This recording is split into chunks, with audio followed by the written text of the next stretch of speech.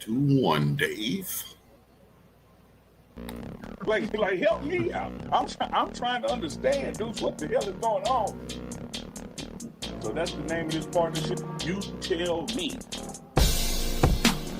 You tell me. You tell me. You tell me. You tell me. You tell me. You tell me. You tell me.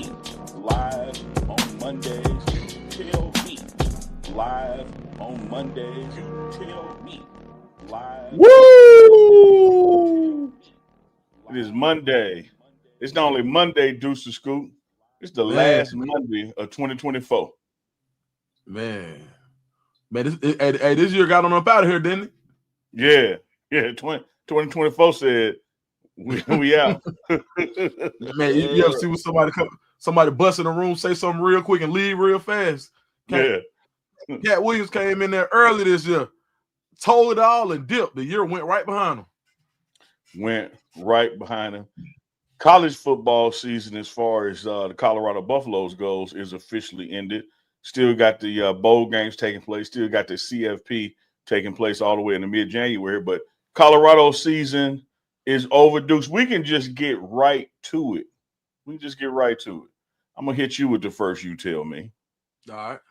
Does the loss in the bowl game tarnish what was accomplished this season at Colorado? Absolutely not. It's a bowl game. You would have liked to come out victorious. You would have liked to have gotten to double-digit wins. But to go from a 1-win team to a 4-win team to a 9-win team, the trajectory is set pretty highly. When now you have an opportunity to build on that legacy that you're creating. You have players. You said it so perfectly one time. You don't replace star players like Shedeur and Travis Hunter with one player. You replace them with multiple players. And the foundation that they've laid at Colorado in a generational run for Travis Hunter, where he was the first person to win Player of the Year awards on offense and defense. You look at Shedeur, what he'll do in the NFL draft the season that he had, who's a basically unheralded recruit.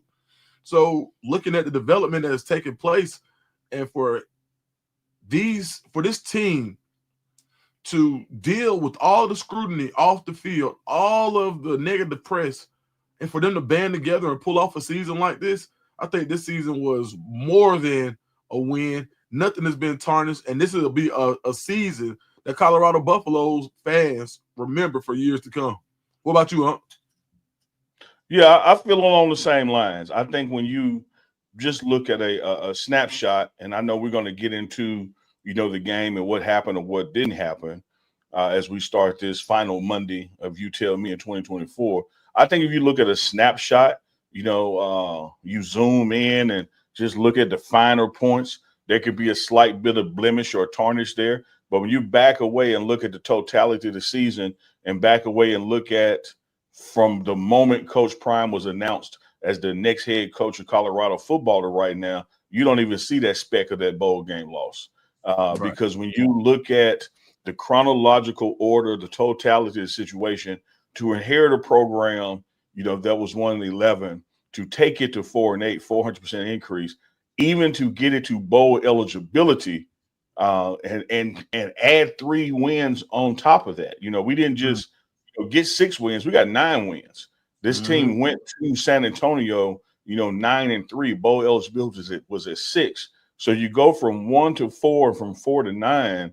No matter what happens in that bowl game, even a win, had we won, had the score been reversed, had we blown them out and put belt ass on them, to me, it doesn't add anything more, to the season that was accomplished other than getting that benchmark 10 win that everybody so rightly deserves and covets in college football when you can get it. But I don't see a blemish, man. You created all the buzz in the nation, the only team in America on TV every weekend, Heisman Trophy winner, Unitas Award winner, surely multiple players going to be drafted in the first 2 rounds this year. and a lot more after that, and a lot more undrafted free agents. I don't take this loss as a wiping of the slate to what was actually accomplished under Coach Prime this year. I think this team still deserves a big salute, big shout outs, because 9 wins in college football, when you 2 seasons earlier, with just 1 win, that's phenomenal. Yeah, absolutely. All right, Uncle Neely, you tell me. There isn't anybody that I can think of in the media space that knows more about Coach Prime than you do. What is Coach Prime looking for in his next 2 coaching hires to replace Coach Dancy and Coach Loweholt? What is he looking for? Not who, but what is he looking for? In a word or 2 words, let me say connectivity and dominance. The ability to connect with the players they're coaching, and the ability to dominate the opponent. One thing I've said all season long, whether it was week 1 to week 12, I saw Deion Sanders, aka Coach Prime, at Jackson State go undefeated in conference, win a conference championship back to back, and still made significant staff changes because the victories weren't dominant enough. You better believe this man's gold jacket hanging in his closet is not resting on just 9 wins and a bowl loss. He wants to be 12-0. He wants to be in the Big 12 championship and win it. He wants to be in the college football playoffs, and he wants to win a national championship. And sometimes that takes moving people around and moving people out. We do have 2 departures already. 2 guys who elected to move to another institution. Shout out to Vincent Dancy and Phil Loweholt, defensive end and offensive line coaches, respectively, moving on to Mississippi State. And so who's going to replace them? Who can connect best with those players and get dominance out of them? And I would tell you this, Dukes to Scoop, and tell the audience out there in the chat watching live, or if you're watching this on replay, I've never seen Coach Prime lose a coach, whether it was through elevation or termination, and things not get better with the next coach. They're always that it elevates up, even when you weren't looking to elevate up. There have been other coaches in his tree who've taken opportunities for advancement. You look at a year ago, the impact that Nick Williams had on those edge rushers, and everybody was crying when he left for Syracuse. And then look what Vincent Nancy did with him. It went up. You better believe with this departure of Vincent Nancy, no slight to Vincent Nancy, no slight to Nick Williams, it's going to go up because there are a long list of coaches who have the ability to connect and dominate that want to work for Coach Prime in Colorado football. You tell me, dude. I would agree. When you think of, I think connectivity is so important when it comes to recruiting, because there's always going to be Jimmys and Joes over X's and O's. Now, it's not just about high-level talent. It's getting the most out of the talent. And I think that's where the dominance comes from. How do you take people who are supremely talented but get the most out of them? We see guys who get these high rankings every year that never pan out because they are not being developed and you can't get the most out of them. You see guys who may not be ranked highly at all, and you get the most out of a guy with that who has enough athleticism. If you have a coach that can get the most out of that, it makes there's a different level of culture in that locker room when you get the most out of players, because everybody is giving their all every day of practice. Every day is a playoff game when you know there's somebody behind you chomping at the bit to take your job, not because they don't like you, but that's because they want to dominate as well. So I think by finding a coach that believes in those principles and exudes those principles, or exemplify those principles, which are connectivity and dominance, I think those are going to be I can't. My next you tell me is, how can you have a better answer? So man, shout out to you. Yeah, I appreciate that, man. You triggered a thought in my head. You see it a lot, in the restaurant industry or with chefs or your homeboy down the street that don't know how to cook. Man, when I see a carrot, the best I can do is maybe dip it in some ranch and bite it. Yeah. It's some people that can take a carrot, they can make an appetizer, make an entree, they can make a dessert. They can get every damn bit of vitamin out of that carrot when I don't see but one use for it. When you have that skill set to connect and dominate, and you could take something that's a carrot and make 3 or 4 different meals out of that one thing, that's the kind of coach that Coach Prime is going to be looking for, not only to replace these two brothers that are leaving, but as he reshuffles the deck. I think you're going to see, ultimately some other changes in the building, whether that's GAs moving around, other people getting opportunities to move up, et cetera, et cetera. This is by no means done as far as what's going to happen with this staff as we go into January. Yeah, 1,000%. I believe it. Absolutely. It's on me or you. Who is I'll be forgetting. It's on you. Well, let's go to the game, Big Dukes. I got to ask you this. You tell me, what went wrong? Was it scheme, execution, adjustment? The Buffalo didn't run? Would you tell me what went wrong in this football game where Colorado was on the wrong side of that scoreboard? A multitude of things, but I think some of that you got out of your identity a little bit. We saw offensively the leading factor for Colorado being able to get the most out of their athletes has been the short passing game. It gets Shedeur in rhythm. He puts the ball on the money where they're able to get out in space.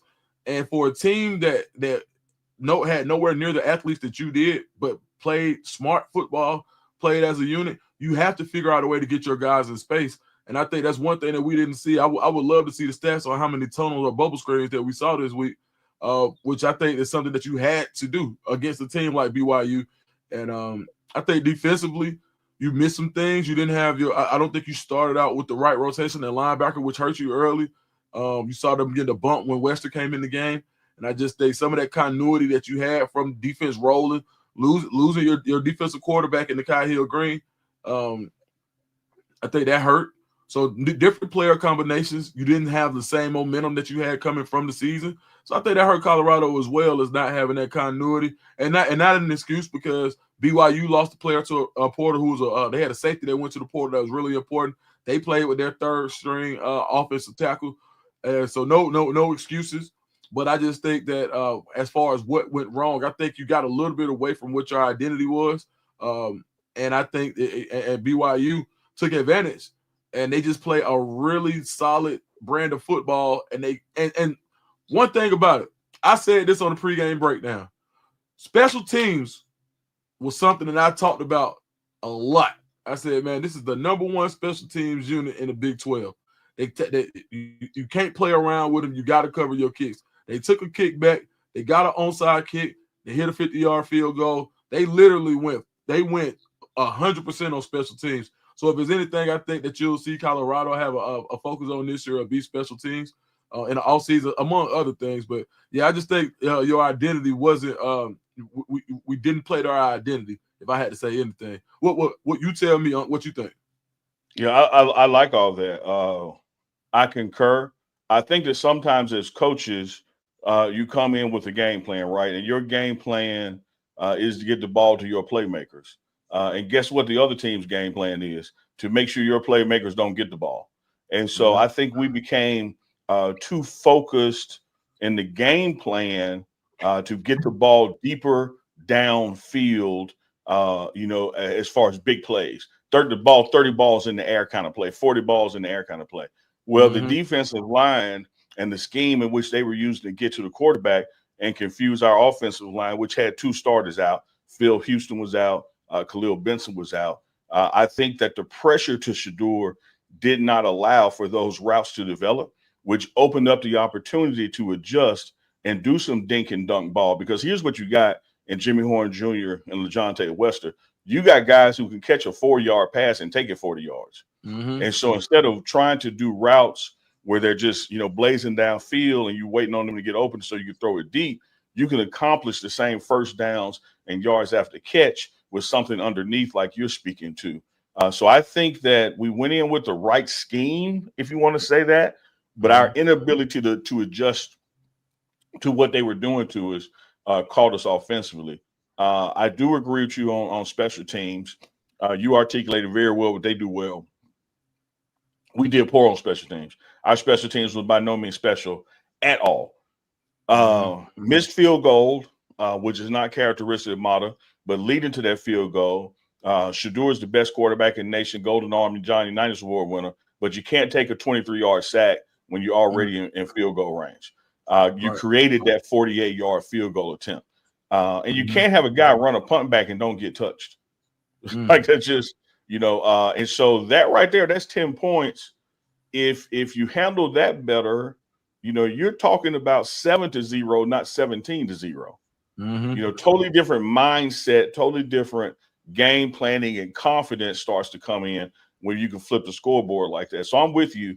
Ineptitude as far as the offense moving the ball and the special teams not being special really led to the demise. When you look at the final score, look at some of the final stats, it'll be very easy to come up with scenarios why the defense played poorly. But if you really drill down to quarter by quarter, the defense kept us in the game. The defense did all the things they could to get the ball back to the offense unscathed, and then the offense couldn't do anything with it.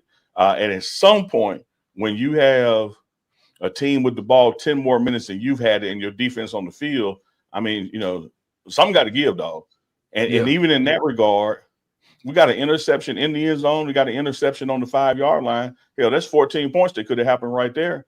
So I say hats off to the defense. It was the offense and special teams that really got to perform better in 2025. Absolutely. And just another one. What about the drop touchdown BYU had? There were so many opportunities for BYU to run it up that where if you took advantage of some of those things, the game could have changed in an instant, and it didn't. And like you said, I was saying me and Chico went live and we were talking about it while the game was going, and I was like, man, they continue to confuse the offensive line with delayed blitzes, and Shadur's having a free runner at him all the time, and Shadur not wanting to say die, right? Or not, because he's made this play so many times. But BYU came in focused, and they had a plan, which was to confuse the offensive line. They run probably one of the most complex schemes in college football. Jay Hill does a great job as far as where they communicate, and they may have three calls out of the same play, to where based on what you do, they may not know who's blitzing until 2 seconds before the snap. And that confused the offensive line for Colorado. And you got these free runners coming at Shadur. And Shadur, sometimes you just got to get rid of the ball. But I want to commend Shadur for being the presumed #1 overall pick and literally fighting until he had no more fight left. I mean, he literally fought as long as he could. He was getting beat up out there. He didn't sulk. He didn't leave at halftime. No shade, but it's the truth. He didn't say, you know what, put the backup in. My future's on the line. He fought with his brothers. Travis Hunter fought with their brothers. And I think it says so much about the culture that Colorado was building that these guys, the best in the world, #1 and #2 pick, were playing down 20-something points in the fourth quarter of a bowl game and still trying to make it happen. So if that doesn't breed confidence in the fact of where this team is going and that they are going to never say die and going to fight until there's no more fight left, I think that's an awesome job of coaching the culture that you'll be able to build on going into next year. Now, I think you tell me. Well, hold on, let me dovetail something on there, because I think people may overlook your football IQ. When you talked about what that defensive line was doing, and sometimes doing it 2 seconds before the snap with their call and who was going to blitz. I mean, it was just phenomenal game planning by them. Even taking somebody's strength and using it against them. One of the things, as a student of the game and expert in the game, you said it, Shadur is going to try to find a way. And some of those blitzes and those schemes were formulated because of that. We know we can make him run around and he's going to try to make this play happen instead of throwing it out of bounds and just living for the next play. I think another thing they did was with our defense, when we got to the second half and we had to send the house at them to have a chance, they welcomed it and then just dropped the screen right over the top of the rushers and go for 10 or 15 yards. It's like, okay, first down, tease me, second down, tease me, third down, here, I'm pulling it out. And now you got a first down and the whole series starts over. So, man, I can't say enough about BYU, their coaching staff. and their players' execution. Hats off to them. They dominated that game in every facet. And Colorado was not able to win a single quarter of the football game. That's what you call belt the ass. Hats off to them. Hats off to him, man. You tell me, man. This is one I can't answer. You were there. What was the mood like for the team at halftime, and what was the mood after the game? You know, here's what's so complimentary of this team, because you said it about fighting there for your brothers to the end. There wasn't a coach or player in that locker room at halftime that did not believe we weren't going to win that game. And not from like a overconfidence, cocky standpoint, but from a confidence standpoint of, hey man, we got Shador, we got Travis, we got this defense that's led by Cameron Silman-Craig. If not for one or two plays here and there, we're not only in this game, the game is tied. All we got to do is go out here and do our thing for the next 30 minutes. We get the ball, do this, do that. Like, no one left that room with their head down. Everybody left it with their head up saying, I can't wait to get back out there because we can turn this game around. We can win this game.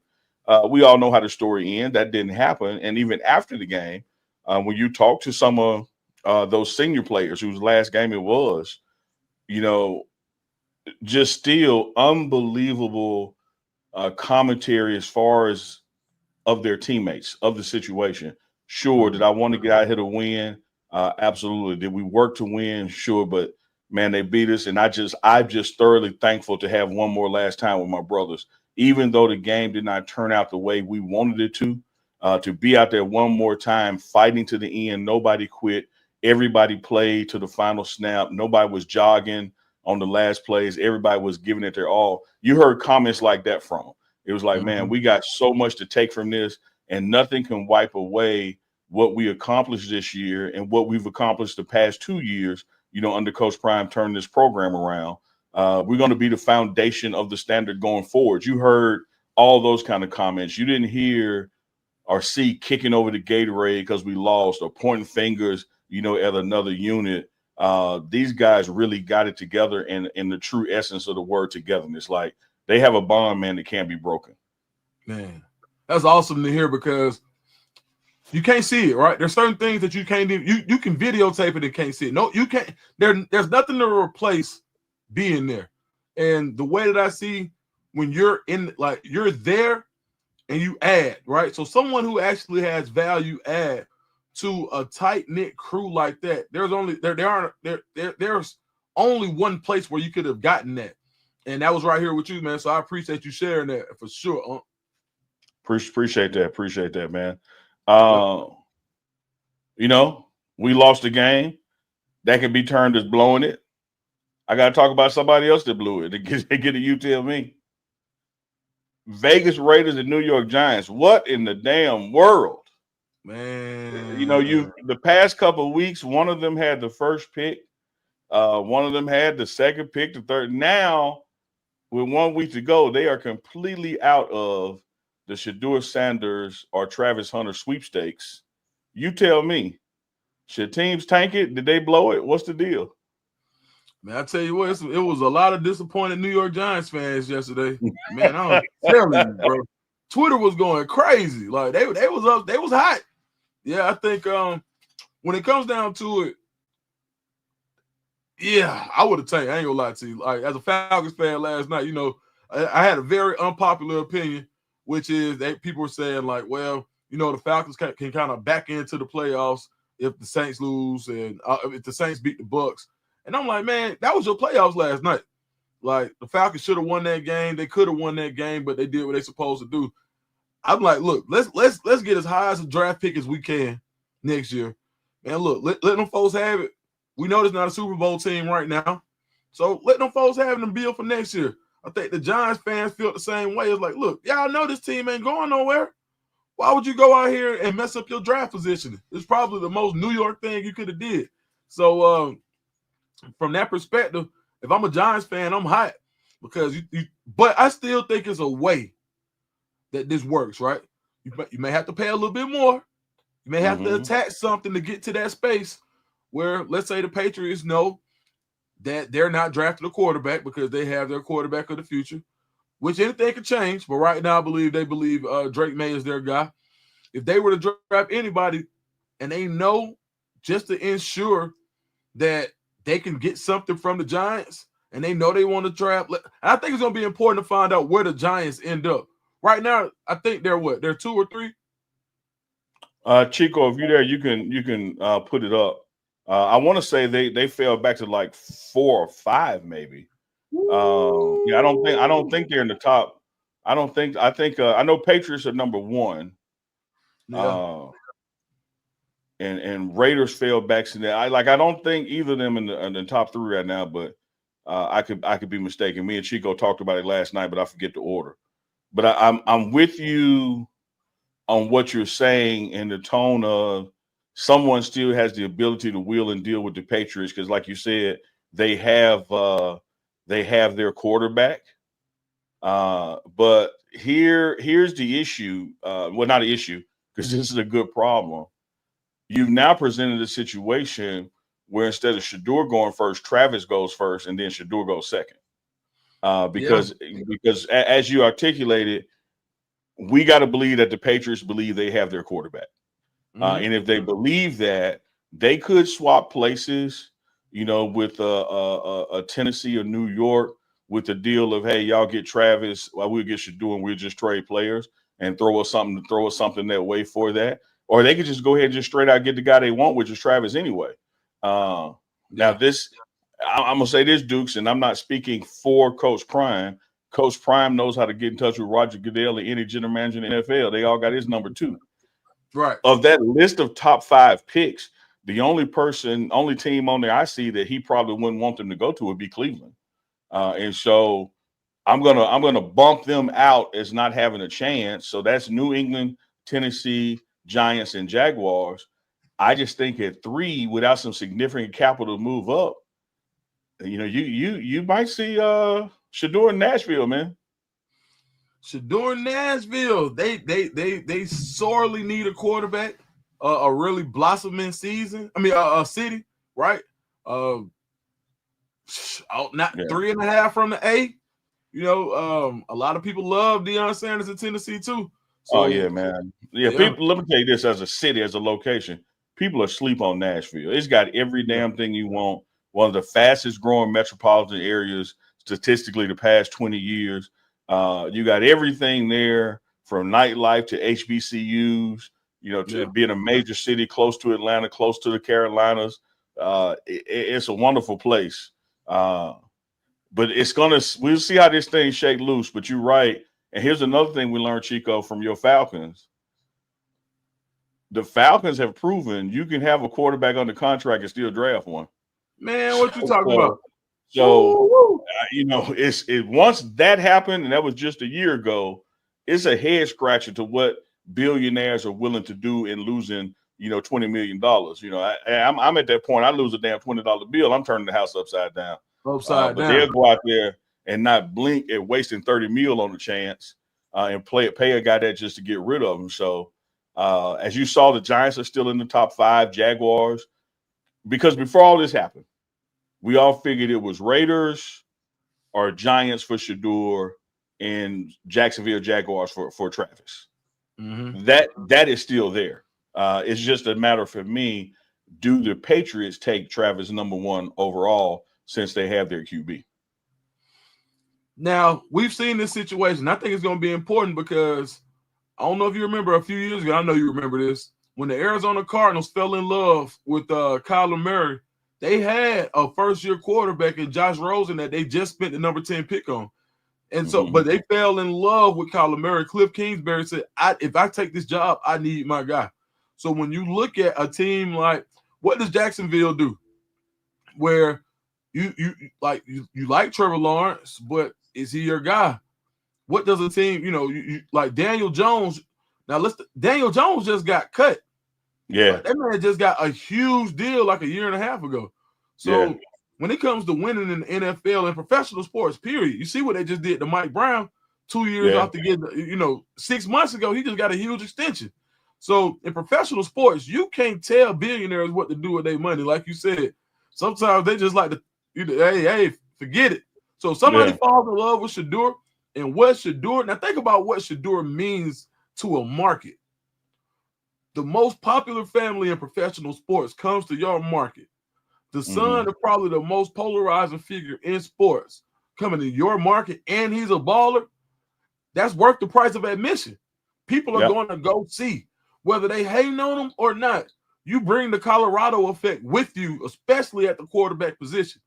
So I think the team, basically everybody talks about having a franchise corner because this is the person that you're counting on to lead your team to the promised land.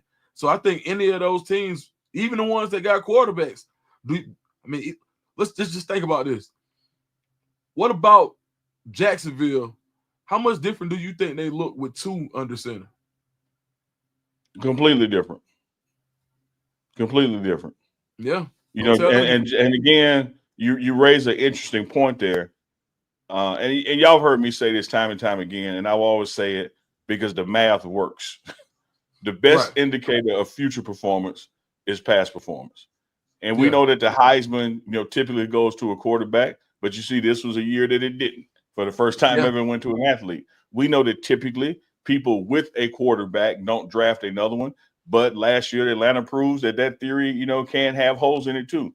So as you look at the Jacksonville Jaguars, you would assume, based on history, they have their quarterback, they have their running back. They got Trevor Lawrence, they got ETN, like they're good. They got a playmaker out of receiver. What they are missing is a dynamic playmaker like a Travis Hunter who could do what he does on both sides of the ball. But you raise a very interesting point. What does it do even in that market? If you say, all right, man, look, we're going to bring Shedeur in and we're going to do just like Penix. He's going to eventually get the spot. And by that time, we halfway finished with this new stadium that's going to be the biggest and best in the world when it's done. The same thing Buffalo Bills are doing. Right. Hey, man, dog, like Shedeur can fit anywhere in their top five, I think, except Cleveland. I don't see Cleveland being palatable, to the family, to Coach Prime and what they're trying to accomplish. But you hit it on the head about what happens with the Sanders effect. We like to call it the Prime effect, but now that Shedeur and Shiloh are both going to the NFL, it's the Sanders effect. The decision that Ashley Robinson made to bring Coach Prime to Jackson, the decision that Rick George made to bring Coach Prime to Colorado was much like whoever's making the decision to draft Shedeur. Dude, your loss is a win. Before Coach Prime got to Colorado, you had a coach and you had all this stuff and you were losing games. He gets there, and even if he don't win, you selling more jerseys than anybody. You're on TV more than anybody. Your revenue is through the roof. Your enrollment in applications is through the roof. You might have lost a football game, but you ain't lost it life. It's the same thing with whoever drafts Shedeur, whether he's playing week 1 or year 2. The presence of the Sanders impact effect on that organization is going to have everybody in 2 jerseys, mess around and get Shiloh 2 in the 3rd round. And now you got 21 jerseys selling out the roof. You can't go wrong drafting them. You just can't. Yeah. Nah, man. And the part about it is you're getting a baller. You're not just getting, it's not just this ain't a Jake Paul fight. Just just where you're getting the real deal. And no disrespect to Jake, man, but when you talk about boxers, nobody talks about, even though he's one of the highest earners, nobody talks about him being a great heavyweight. No, Shedeur Sanders is somebody who can put butts in the seats, not just because of who he is, but because of what he is, and that's a baller. So I'm really interested because it ain't a whole lot of quarterbacks. I mean, when you go back and you look at the quarterbacks in the league, you could probably count on maybe 1.5 hand, maybe 6-7 quarterbacks or quarterback situations that you wouldn't at least consider Shedeur over your guy. Kansas City, Lamar, Josh Allen, Joe Burrow. I mean, after that, golf. What's my boy out there out west? Yeah. You really only got about 5, and maybe, and this is not a talent thing; it's a money thing. Maybe 6 because of Dak Prescott's contract. You kind of stuck there, but the other 26 teams, I don't care what you're doing this year, you'll take Shedeur Sanders over your current quarterback. Yeah, like it just ain't a Because lot of situations. in the 4 years of that guaranteed rookie deal, you're gonna make it back and then some. Yeah, for sure. Like, I mean, outside of and then you got the young guns. You got the C.J. Strouds, who took a step back this year. You got Daniels at Washington. I think he's safe. But I mean, outside of that, I mean, we're talking like any team could use a Shedeur. About 65 to 70% of the NFL could use a Shedeur. That's a hell of a number to say that many teams could actually use one. So even though you've only got a certain few at the top, there are going to be teams like the Falcons last year. Nobody had the Falcons picking up Penix. But when Arthur Blank flew up there and they fell in love with this guy last year, they drafted him after they gave Kirk Cousins $100 million. Like, get him anyway. We don't know if it's another one like him coming. Go ahead and get him. So absolutely. Yeah. Flip it to basketball. You can remember when Shaq went from the Heat to the Lakers. The week that it happened, the jersey sales paid for the contract. Like, you talking about you bring somebody in, you pay them $20 million, and within 15 business days, they got over $20 million in jersey sales. Like, how do we? If he don't make a layup, how do we lose? Come on, man. Like, you think about it, like before the 32 and Shaq was iconic. I saw somebody mention Travis in the number, but before, I'm glad you brought that up because before Shaq got to LA, the 32 was iconic. Yeah, but that was Magic Johnson. So what did he do? The 34 became iconic because when you have iconic players, they do things. It doesn't matter, like the number ain't the player. So if Travis wanted to go out and be double zeros, so it don't matter. He's gonna make double zeros look good. It's gonna be one. And just imagine the way this fan base is, the sales that you'll just be getting from the fan base here. That's crazy. Yeah, it absolutely is crazy. Chico, I know we got that super chat's on the screen. We got some others. Let's take a super chat break, if you will. Throw some of those up for us, so that way we don't miss them before the show is over. Shout out to Big Dog Chico in the back producing on the board. You can always count on Big Dog Chico to have the video right and the sound wrong. But that's how I got it. We love him. Lawrence RBE 499 super chat. It's odd to me that Crystal Ball hasn't fallen on the sword for Cam. How do you think players see it? Neely, will you still cover two Travis and Cam, Silman, Craig? Second part first, and we'll share the first part. It was just like here at Jackson. I'm in Jackson now, why I say here, going to Colorado. The plan is to keep telling these guys stories for the rest of their lives because we're connected for life. For this to start at the HBCU, to go to the Big 12 and not the NFL, as best we can when we can, we certainly will be covering it. The falling on the sword part, Cam. Dukes, what's that? So I guess it's saying to stand up for because the optics look bad behind Cam Ward sitting out at halftime. And I'm gonna say this: I haven't done enough research on it, so I got the surface of it. So and my statement earlier about two not leaving at halftime is, would you have been able to blame him if he wanted to sit out? Like, at the number one pick, you wouldn't have been able to blame him, but he didn't. But as far as with Cam Ward, before I speak on that, Lawrence, man, I want to do a little more research.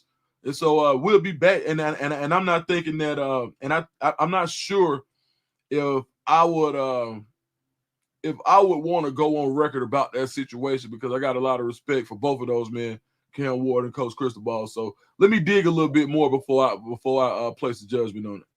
Yeah, now that I get the gist of where it was headed, you also have to take this stuff individual.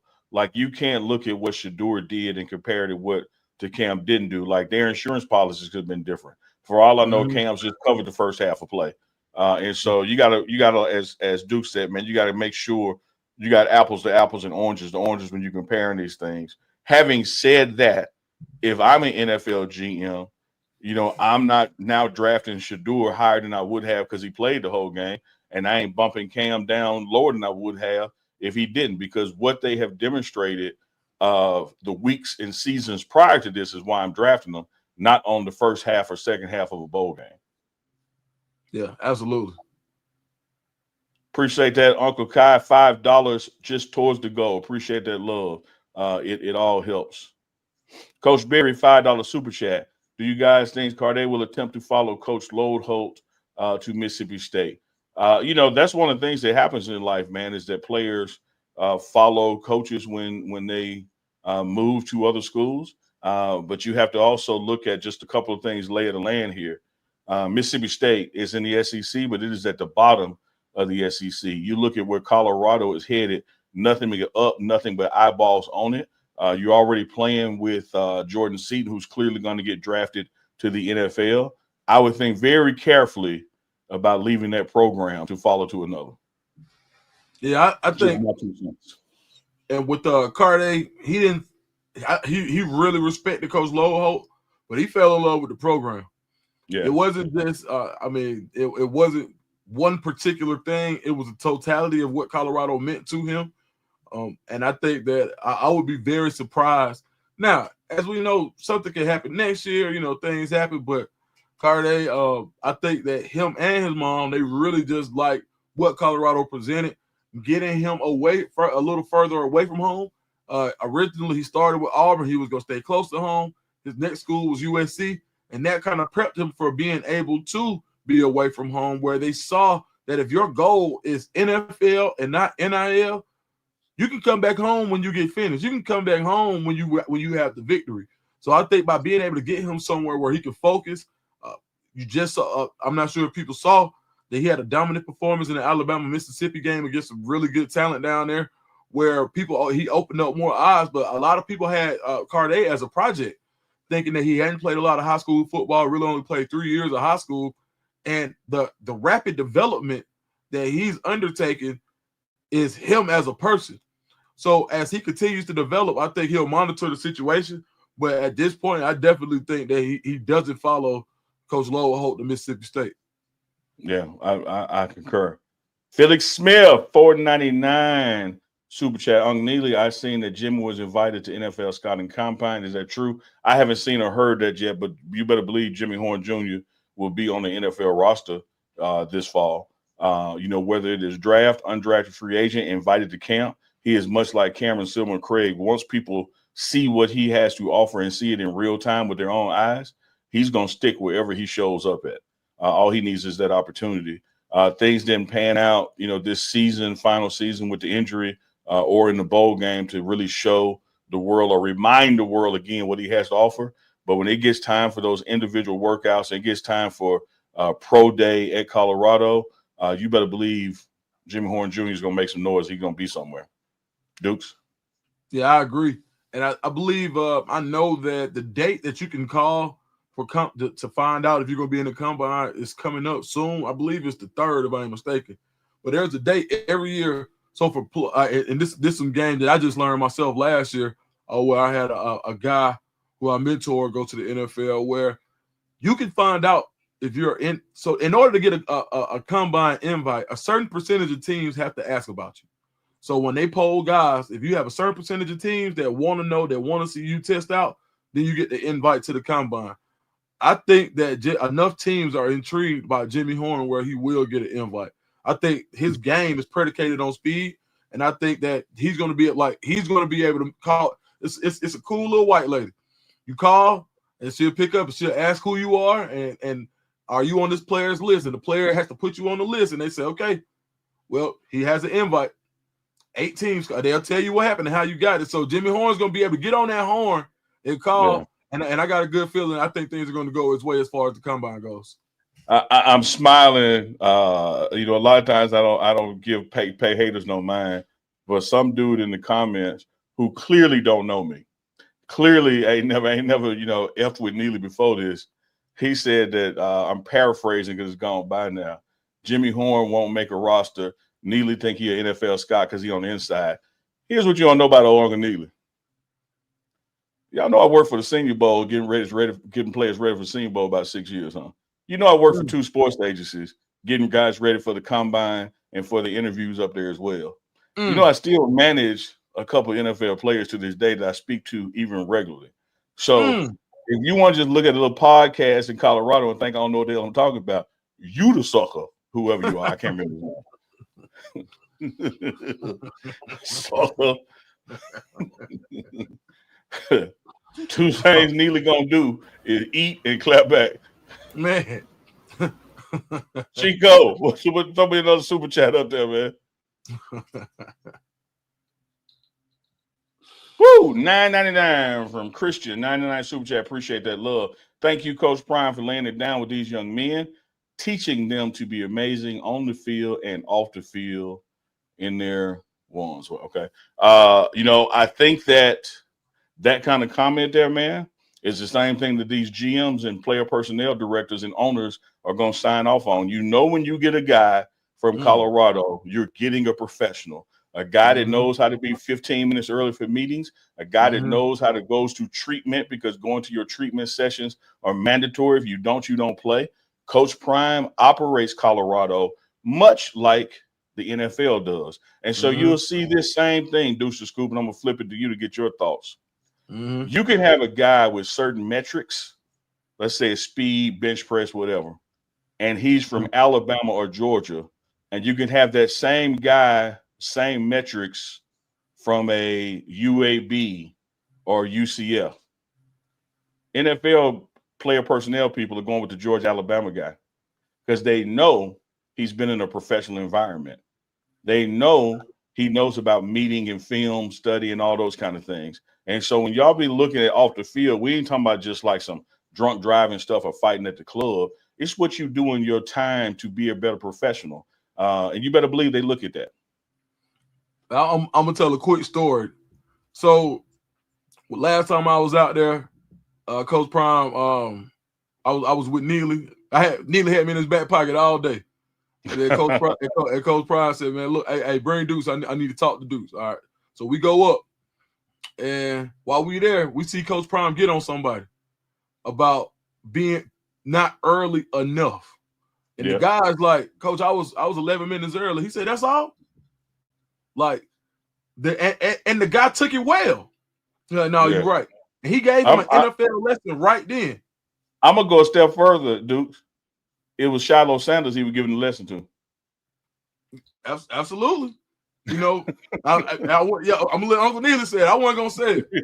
Yeah, but no, he literally was getting on this man for not being early enough, and that's the mentality, because he's saying, look, you got to take this thing serious, right? Everybody. Now he didn't say, you know, hey, you were late. This was a conversation about how early are you, right? That's crazy. And that's what you get when you get a Colorado player, because the mentality is, how early are you going to be? How much of a professional are you right now in college? And I think that's what you get when you get that Colorado brand, because what Coach Prime doesn't get credit for is his preparation. How much film he watches, right?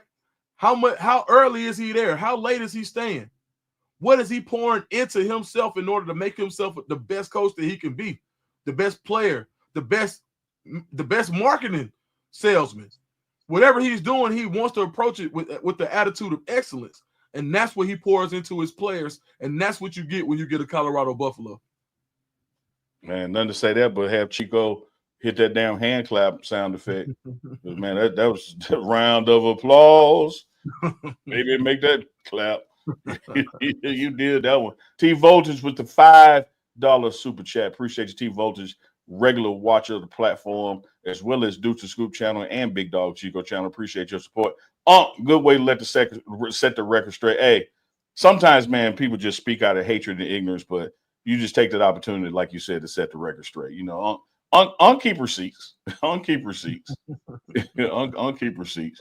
You know, I would T Voltage, I would get up right now, walk to the other room, and take down all my credentials off the wall from training athletes and show them to you live right now. But the fact that I ain't got no bottoms on, I can't really stand up live on this show and go get them. I'm in a sweatshirt and drawers, so I can't get up right now. But I would prove to the hater out there. Maybe next week I hang them up back here so they can see, you know, all the Senior Bowl lanyards and pro day lanyards and NFL Combine stuff. So Talking about I don't know what I'm looking at, just talking because I got access. Well, you sound like a new fool. Dudes, I ain't mean to make you choke and cry, man. My bad. Hey, man. Hey, my bad. Man. Hey, man. I'm just letting them know, dog. Like, don't. Oh, man. I don't know if they watch The Wire. You know, I'm a little older sometimes than the audience. I don't know if they watch that show called The Wire, but my man Omar said it. Come for the king, better not miss. Hey. Hey, man. Marty, hey. with the Canadian $10, just want to support with my Canadian dollars. Not worth much down here, man. When they hit the bank and to convert here, Canadian dollar might be better than American dollar. You might just have gave us 15. I don't know. We Hey, sure you appreciate on the that. roll, man. Ooh, man. Hey, I'm out here. Hey, you gotta be crying, dog. Hey man, you know, this show is live. We just covered what we got. Deb Bell, the $4.99 super chat. There are no words for what Coach Prime has done with CU. Can't wait until the 2025 season. I see playoffs next year. Deb Bell, you just set up perfectly my final you tell me to Phillip Dukes, because just like somebody tried to say, I don't know what I'm talking about and evaluating, can't nobody challenge this man on the scouting process for college and identifying talent in this transfer portal and where kids end up in this recruitment wars. I had a you tell me for you, Dukes, and it was simply this. 2025 Colorado Buffaloes, you tell me, which unit are you most excited to see next year? O-line, D-line, DBs, wide receivers, special teams, QB, running back. You tell me, what are you most excited for next year, 2025 Colorado Buffs? Quarterback room. I cannot wait to see this quarterback competition. And I know a lot of people are thinking that you got two schools of thought. You got some that think that, Juju's going to come in and be handed the job because he was this highly rated recruit and he's the number 2 player in the ESPN. And some that think that Caden Salter, because he has the experience and he's already done it, he'll be the starter. Whoever the best quarterback is going to be the starter. You Absolutely. can bet it. You can bet it. And neither one of these quarterbacks is going to concede anything. It's going to be a healthy competition. It's going to be two guys pushing each other to be the best. And I guarantee you, everybody's going to be looking for a drop-off in quarterback play, because naturally, when you have the number 1 overall draft pick, there is going to be some things left to be desired for the next guy. But I think that whoever wins this, there are two very intriguing options. And I think there's a world where both of them get on the field, and being able to see how Colorado handles the quarterback room is probably the most exciting position group for me next year. What's exciting me is because you got two guys who could do it and do it in a multitude of ways that are going to be fighting to lead this team to the next level. And it's going to be exciting for me. You tell me, what position group are you most excited to see?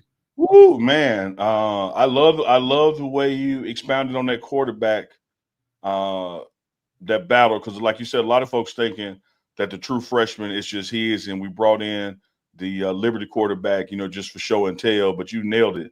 Coach Prime going to start the best one, and it ain't going to be no 2 QB system. It's going to be the best one.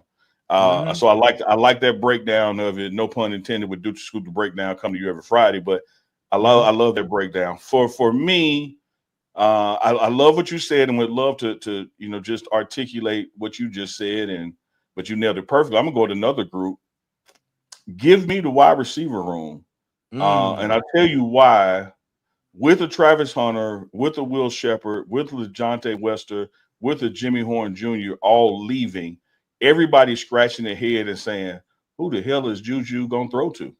And what I want to be in a position of starting right now, on this last Monday of 2024, when we get to about week 4 of the season, on a Monday of you tell me, I want to be able to say I told you so. Because Jason Phillips, the wide receiver coach, who not only played for a Heisman Trophy winner, Andre Ware in Houston, has now coached a Heisman Trophy winner in Travis Hunter. The guys that he has coming into that room, I really believe are going to be statistically better across the board than this previous unit. I think that this wide receiver room in 2025 is once again going to be one of the top 3 rooms in the nation. And I think after this season, people are going to really have to sit up and straighten their chair and acknowledge that CU is indeed wide receiver you. The guy that just got from Tulsa, Joseph Williams, real deal. I'm telling you, let me go on record. When you talk about throwing a 50-50 ball or something and it's not really being a 50-50 ball, the freshman season that he just had at Tulsa, I challenge anybody to go look at his highlights and see if they agree with where he was ranked in the transfer portal.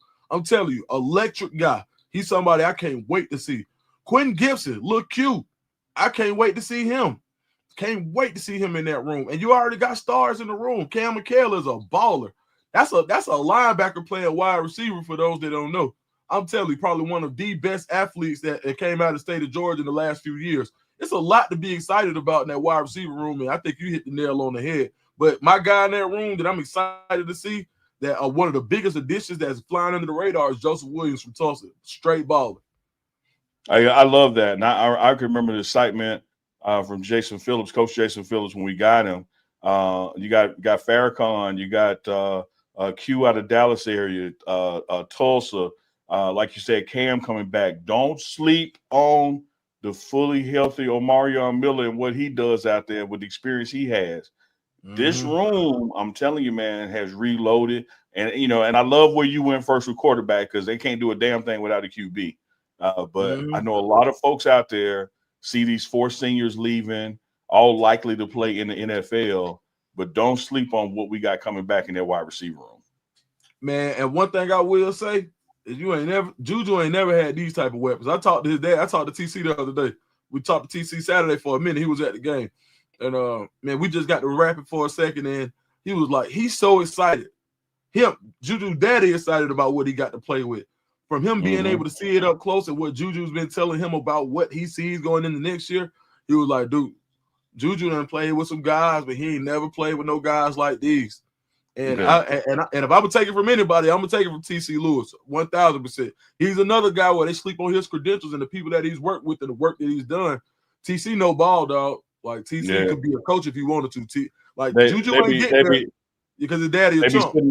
They be sitting around trying to handle him just like he a daddy and nothing else. As if that ain't a good thing. But the dude knows ball, man, just period. Rev B. J. Nelson, regular follow the program. Appreciate the love. $5 super chat. Salute, fellas. One thing I know is this portal season is going to be on and cracking. You are exactly right, Rev. To the world out there that don't know, because I know Rev and Deuce the Scoop know. Every time one of these football games ends on TV when that clock hits 0, for those people in that game, the portal is open for 5 days. This ain't over. You might want to stop what you're doing. Go subscribe to Dukes the Scoop YouTube channel. Follow him on Instagram. Follow him on Twitter. Because when it comes to the movings and shakings of who's going where, nobody knows it better than him. And his channel is up and running with simulcast on his channel right now. But here is the real deal. This dude that you listening to with that Falcons helmet behind him, he know his stuff. And when these portal keep opening after these games, you can be ahead of the storm and know where these guys are likely going before they get there. Man, I appreciate that. And one of the things is, so this year, I probably mentored about 22 kids that's in the portal this year that came through our came from out either this area or our friend of a friend that I was privy to some information. And I'm telling you, there are some guys right now that are playing meaningful snaps that know that they're going into the portal. Their team knows they're going into the portal, and they have a short list. Colorado is in it for multiple guys. And this ain't Colorado asking. This is guys saying, I know I'm leaving here. We're going to announce after we get through playing, coach. Okay, that's fine. Just stay with us through the game. Whatever deal they had to come up with, that's what they came up with for them to stay through the playoffs, and then they'll be hitting the portal. Colorado is a destination school. It's not what it's not what people think it is. They've built that culture, or people what it used to be. Let me say that, because now it's everything it looks like on TV for sure. And I can go say I've seen it. And so now these kids, these young men who are making decisions for themselves at a higher level, business decisions, they want to go be prepared for the NFL. They see what just happened at Colorado. What more do you want than an opportunity to, A, if you can handle it, go both ways? What more opportunity do you want than B, to be developed by a team that has the most professional experience in the entire nation. Who better to teach you how to be a Hall of Famer than a Hall of Famer? Multiple Hall of Famers. So, yeah, I would say that the portal's nowhere near done. I got a little bit excited just because of some of the stuff I already know. Yeah, I feel you. That's why I called upon you, because I know you know it. And you were cooking so hard that I couldn't even step in there with the pause when you said, if you can handle it, go both ways. Because there's a lot of folks out there, they go both ways because they can indeed handle it. And Neely is not one of them. Hey, we've got a couple more super chats, and we're going to get on out of here on this You Tell Me. I saw Dinah Ray had one up. I think it was a $5 super chat, and she said that was just for me reading that got my resume. We appreciate that. Tyrone Clanton, $5 super chat. Who is the guy that is always with CP that wears the cowboy hat? That is the one and only Officer Rhodes, his personal security detail, with the gray beard, the cowboy hat. You ain't getting up on Prime unless you're ready to go through Rhodes. I can tell you that. Man, he looked like the black Chuck Norris. When I seen him, dog, I was like, he looked like one of them dudes who go, hey, man, he going to do it to you before you know it's done. Let me tell you this. You know how little kids walk around with a Superman lunchbox? Mm-hmm. Superman walk around with the Officer Rhodes lunchbox. That's like Superman look up the road. Like Spider-Man sleep in Officer Rhodes pajamas. Like, that's how bad Rhodes is. You see him? Hey man. You see I'm behind him. My dog Rhodes, you go first. You take the I see him, man. Rhodes don't play. Man, when I was at my man the Prime's right. I call him attitude adjuster, because your attitude gonna change with Big Boss in the town. Hey man, I remember when I went out there, because I had the same question. I never asked. I just knew that's somebody I knew not to mess with. Sat there, ate lunch with the man. That time we was out there with eating lunch. When I sat down with y'all, what I said, 2 words. Hey, boy, hey. You know, when the kids sit at the grown folk table, a well-behaved child know to shut up, but I ain't say a word. Wait till I was spoken to. No, let that man do his job. I see one for Keith Lynn, I think it was. Yeah. Keith Lynn Warner, $9.99 super chat.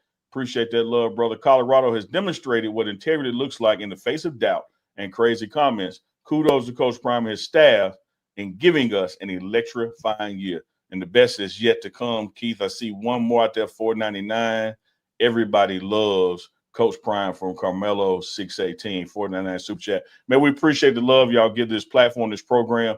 Keep in mind, subscribe to Big Dog Chico's channel, subscribe to Dukes to Scoop channel, subscribe to the pregame show, pregame network, actually officially tomorrow, because the pregame show is just the content with Coach Prime. And the network is all these other brothers and sisters who are coming on board as we expand this spider web, because spiders together can tie up a line, baby. Don't think of which by no damn means. Dukes, man, wishing you, your son and family, of course, my favorite aunt that makes the cakes, nothing but the best in 2025. May the first of your pain be champagne, bro. Man, I appreciate it, man. Man, I want to just tell you thank you. Man, you showed me how to get, you and Chico showed me how to get my channel started. My channel going. Hey, y'all make sure y'all go follow me at Dukes D Scoop on YouTube. Man, I appreciate it. Dog, we got monetized in 2 weeks. 4,000 watch hours in 2 weeks. I thought it was going to take 2 months. Some people say it take them 12 months. So I just want to thank you for planting that seed within me. And no. I'm not going to say that. Don't pause. I want to thank you. I ain't planting no seed in you. Yeah. Hold up now. I want to thank you for giving me the idea. How about that? There we go. Man, but brother, you know, man, I appreciate it. Real family. Game recognized game, man. Know you had the talent and acumen and depth to be in this space. And I remember me, you, and Chico were, on the Zoom post-show video call. And I told you, I said, man, it is not going to take long. Kareem rise to the top. You can't fake it for long, and people know you're not faking it, because it's just real love. Wishing you nothing but the best. And we still say to anybody else out there, and I got a couple of emails, I got to reach out to some folks. If you are a content creator, and it does not have to be, just about sports, man, we're looking for business stuff, investment stuff, cooking shows, whatever you want it, because the pregame network is going to expand to some other areas. Over the weekend, Dukes, we just hit on this channel 115,000 subscribers. We went above 115. So shout out to everybody who has subscribed from day one. Shout out to the couple thousand, 3,000 who've just joined on lately. Go back over the holidays, look at some of that old stuff, man. It's still there. We got a lot coming to 2025, Dukes. Like Monday nights, gonna start here. You back with us on Fridays with the breakdown. Of course, me, you, and Chico doing some live stuff together, pop up. So make sure you hit that bell. Not only just the like, thumbs up, and the subscribe, but hit that bell for notifications, because we might get off this show and do another one back to back, and you don't want to miss it. Man, I think I am gonna go live. I don't know what you finna do, man. Shoot, come hang out with me for a minute, man. come fuck with your boy, though. Yeah, you hear me, man? Yeah, man. You feel me? Got to, dog. Yeah, let's do it, man. Dukes, as always, final word. Take us out of here. Floor is yours, baby. This is a good word 2025. If you don't know where you're going, any road to get you there. Have a plan. You tell me. Final episode of 2024, and we out. Shout out to Gonesville Clothing. Shout out to everybody that rocks with us, man. We appreciate y'all. We love y'all. One love. Big dog. Fade to black. Like help me out. I'm trying to understand, dudes, what the hell is going on. So that's the name of this partnership. You tell me. You tell me. You tell me. You tell me. You tell me. You tell me. You tell me. You tell me. Live on Mondays. You tell me. Live on Yeah, I saw Chico throw the camera back up. He thought I was gonna stop dancing on him. Chico, you can't get me. You can't get me, Chico. You can't get